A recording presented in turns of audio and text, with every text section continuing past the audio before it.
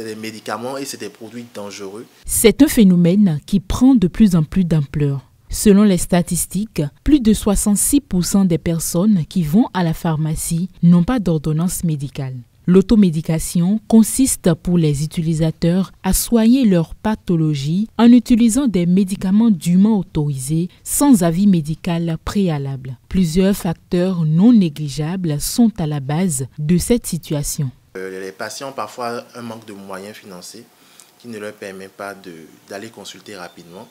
Le manque d'assurance de santé. Les tradithérapeutes auxquels nous sommes déjà habitués ont l'habitude de nous orienter vers des plantes, vers des mélanges de plantes. Et donc, c'est des conseils de bouche à oreille qui permettent aux gens de se soigner depuis très longtemps. Et donc, transposés à la médecine moderne, les patients sont souvent amenés à se donner des conseils entre eux sans forcément consulter un médecin ou un professionnel de santé. Les médicaments vendus en automédication sont généralement destinés à soigner des symptômes courants pendant une courte période, comme par exemple les douleurs légères à modérées, la fièvre, le rhume, les maux de gorge. Pour en être sûr, les pharmaciens procèdent à de plusieurs vérifications. Alors, lorsqu'un patient ou un client vient à la pharmacie, lorsqu'il veut acheter un médicament, parfois il s'agit de médicaments qui ne nécessitent pas d'ordonnance.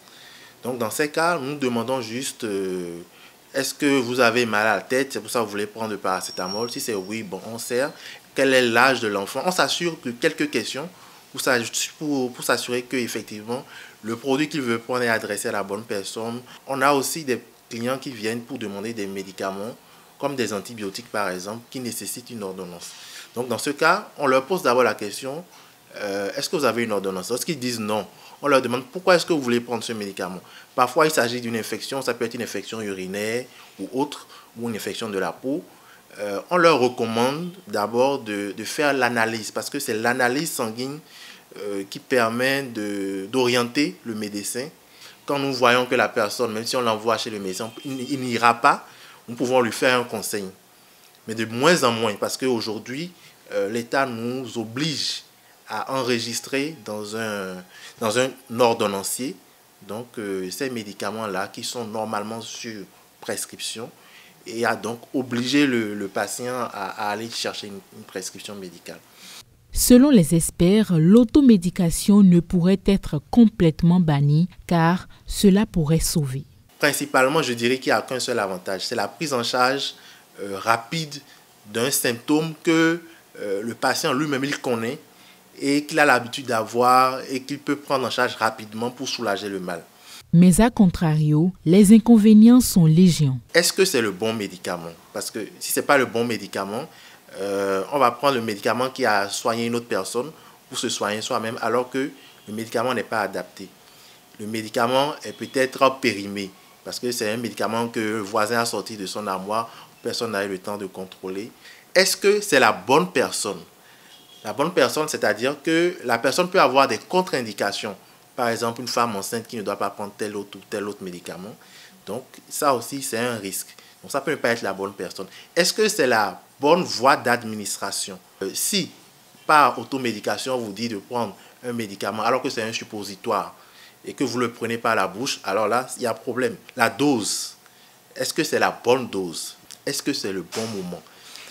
Si la personne prend le médicament la nuit alors que ça devait être pris le matin, il va peut-être avoir des insomnies, il va dire que le médicament ne marche pas.